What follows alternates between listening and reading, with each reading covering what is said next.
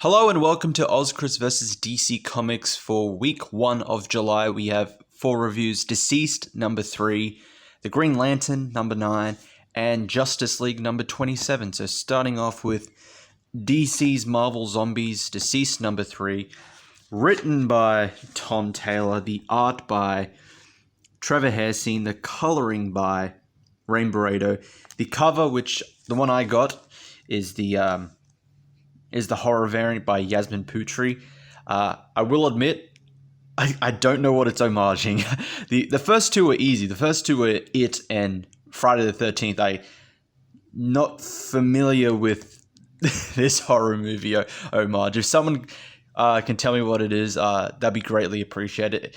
Knowing my luck, it's going to be something I know, and I'm going to feel stupid for forgetting. But on to DCeased number 3. So after the conclusion of issue number 2, where Batman became infected by the virus, he had to be put down by Alfred, who's headed off to enact Batman's pretty much last will in regards to the events of DCeased, which is to kill all of the infected, and to shut down the internet, to stop the spread of the virus physically and digitally, as that's the two ways it can spread.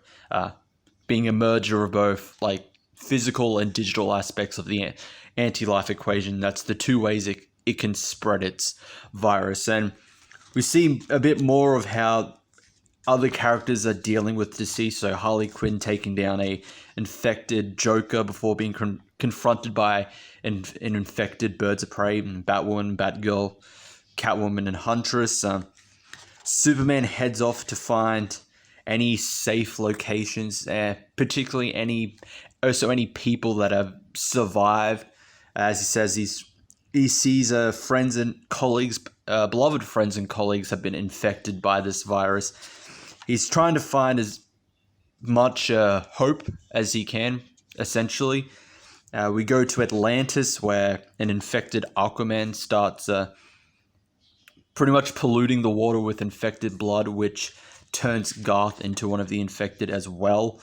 But the main crux of the story is Superman trying to find any survivors, get them all to one location where they are to deal with this threat to the entire world, well, pretty much to the entire universe if it spread out even further. So story, I'm going to give it a 3.5 out of 5. It's a nice, simple story within this issue, but compared to DCeased overall, it does not progress the plot that much. It still just showing more of how the world, some of the characters, heroes, villains, etc., dealing with DCeased, which we've already got. So this was kind of fillerish. As I said, does not progress the plot that much at all. However, I do like the comparisons between Alfred at the start and Superman at the end. So Alfred pretty much just has had to kill his own son, Batman, the Bruce Wayne, who he considers his own child, had to put him down, and is continuing, as I said earlier, his last will, which was to kill all of the infected. To stop the spread, you have to kill the infected, take down the internet. So that's what Alfred does. He goes ahead in one of the Batwings, I think that's what they're called, but in one of Batman's vehicles, and starts killing all of the infected. But Superman is holding on to hope that there is a cure. He's not ready to accept that this is the inevitable, that they have to kill the infected to save everyone else. He wants to save everyone, and there's a great moment with him that shows that he is still holding out for hope. I'm not going to spoil what it is. It is a really good scene, and I do like how Tom Taylor contrasted the two characters at the start and at the end of how they're going to deal with DCeased. It's done in a very good way. The art and the coloring, 4 out of 5. The art and coloring, I really like. There is some like small incidences where the The art isn't particularly that good. Like Lois's face here is just like there's hardly any features at all to her. Almost, it just looks like someone that doesn't look like Lois, pretty much. But overall, the art and the coloring was really, really good. Especially just this double page spread here of just infected Aquaman attacking all the Atlantean troops and spreading the virus to not just the troops but to aquatic life as well. There's also sharks in the background that are being infected and probably going to spread the virus as well. The art and coloring of that is amazing. The cover, I got the horror variant, 4 out of 5. Good art, good coloring. I just wish I knew what horror movie it's homaging. So on to the Green Lantern number 9. On a savage world of swords and sorcery, has Hal Jordan met his match the day the stars fell down. Written by Grant Morrison, the art by Liam Sharp, the coloring by Steve Olive, the cover by Sharp.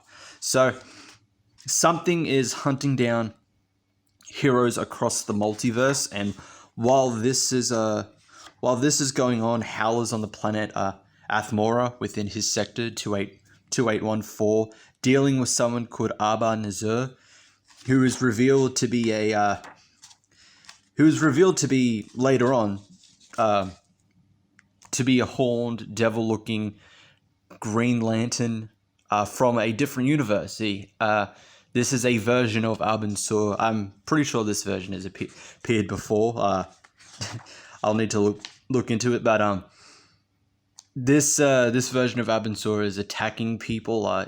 He's under control, and he reveals that he was being used by the threat that's spreading across the multiverse, hunting down, destroying several worlds, etc.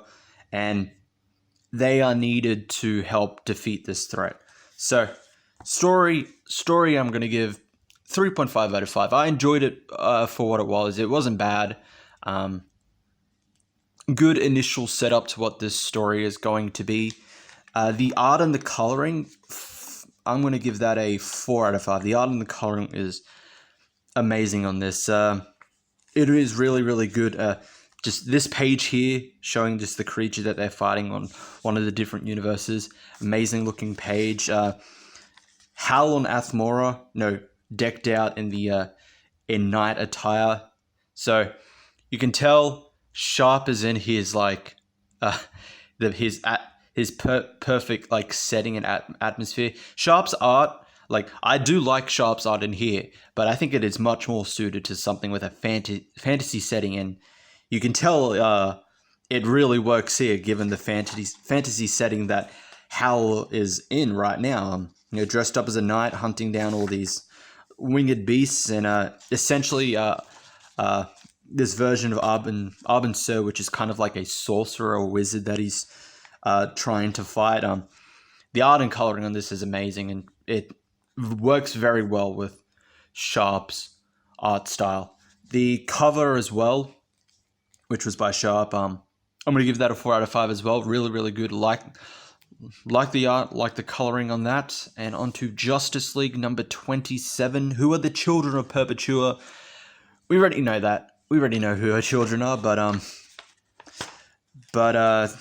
to issue number 27, part 2 of Apex Predator, written by James Tynion IV, art by Javier Fernandez and Bruno Redondo, coloring by Hi-Fi, the cover by Bruno Redondo, Jordi Tarragona, and Tamel Mori.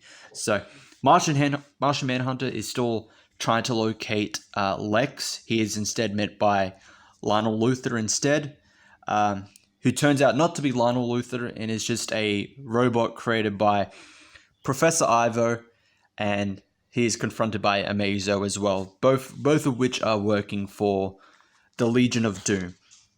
And while this is going on, the World Forger takes the Justice League to the home of the Monitors, as Superman says that he was there during the events of Final Crisis, and we get a little recap on the previous crises, Crisis on Infinite Earths, Infinite Crisis, and Final Crisis, revealing that the events of Infinite Crisis and creating a multiverse where it's just made up of 52 universes was the reason why there were multiple monitors after that. It was just the single monitor, Novu, split because of those 52 universes, and up until the events of Dark Knight's Metal, where he returns, he's been captured by the Batman Who Laughs.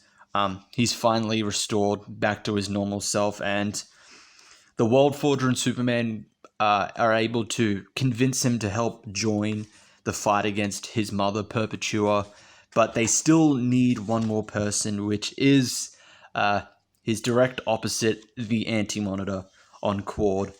And while this is going on, Martian Manhunter is being experimented on by Professor Ivo, but is saved by Hawkgirl, and I'll leave it there. So story, I'm going to give it a 4 out of 5. Really enjoyed it. It's really building up this whole Year of the Villain stuff leading up to Justice Doom War. Did it really, really well. Getting more of a history lesson as well. Trying to connect the continuities a bit. Someone has to at least attempt to, because continuity is not DC's best aspect. Rebirth tried to fix stuff, and now it's just confusing because of like Dark Knight's Metal, Superman Reborn. Like, okay, so what's canon, what's not, etc., etc., etc. But they're at least trying to attempt something, so I'll give them that. The art and the coloring, I'm going to give 3.5 out of 5. I like the coloring. The art, I'm not particularly a big fan of the art. It is good, okay. There are some parts where I didn't particularly like. Flash seems to be drawn more scrawny than usual. I don't know, but it's not terrible art.